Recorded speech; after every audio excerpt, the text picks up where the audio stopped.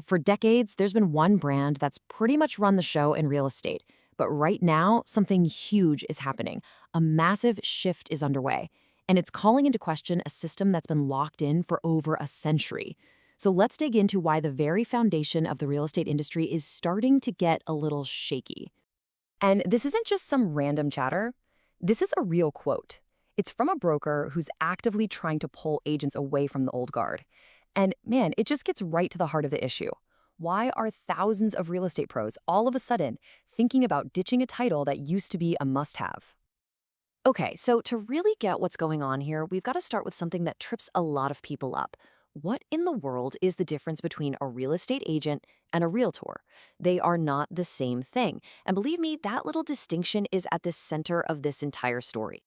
See, the secret is in that little word trademark. The term realtor, with the all caps and the registered symbol, isn't really a job title.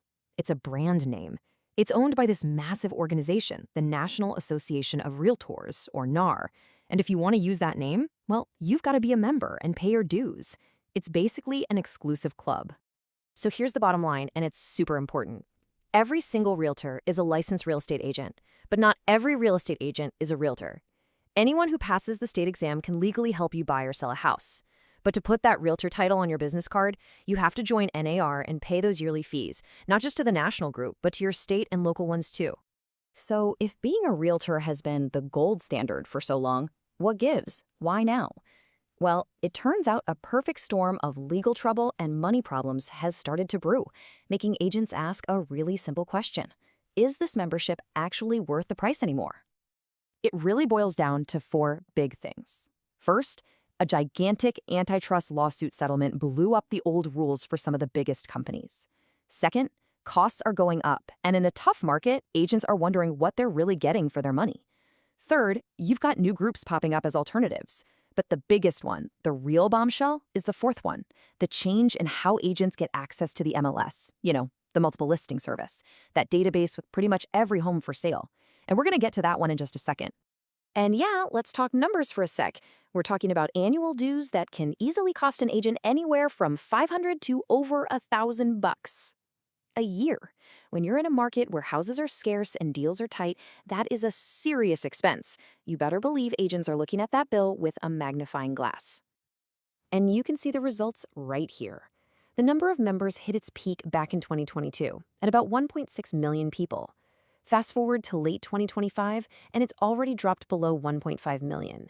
Now, it's not like everyone's running for the exits at once, but it's a steady, undeniable drip, drip, drip. That's over 100,000 agents who said, I'm out. The trend is clear. So you had this slow burn happening, right? This gradual decline. But then, very recently, an event happened that was like pouring gasoline all over that fire. And the craziest part? It was NAR itself that made the move. A policy change so big, it completely flipped the script for the first time in over 20 years. So what was it? What was this massive change? What did NAR do that's now pouring fuel on this fire and speeding up the whole movement away from its brand? Okay, check out how fast all of this went down. It really kicked off in 2024 when those big lawsuits started chipping away at the old rules.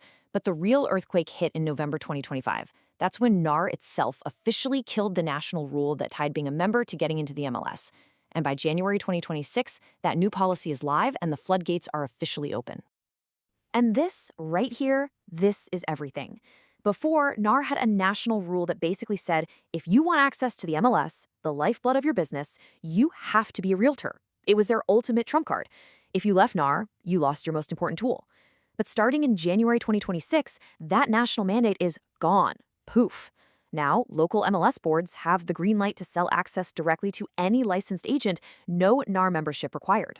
So why on earth would NAR give up its biggest bargaining chip? Well, it was a purely defensive move. By getting rid of that national rule that forced everyone to join up to get MLS access, NAR is hoping to shield itself from getting hit with more of these massive multi-million-dollar antitrust lawsuits. They're trying to protect themselves, but in doing so, they just might have opened the floodgates.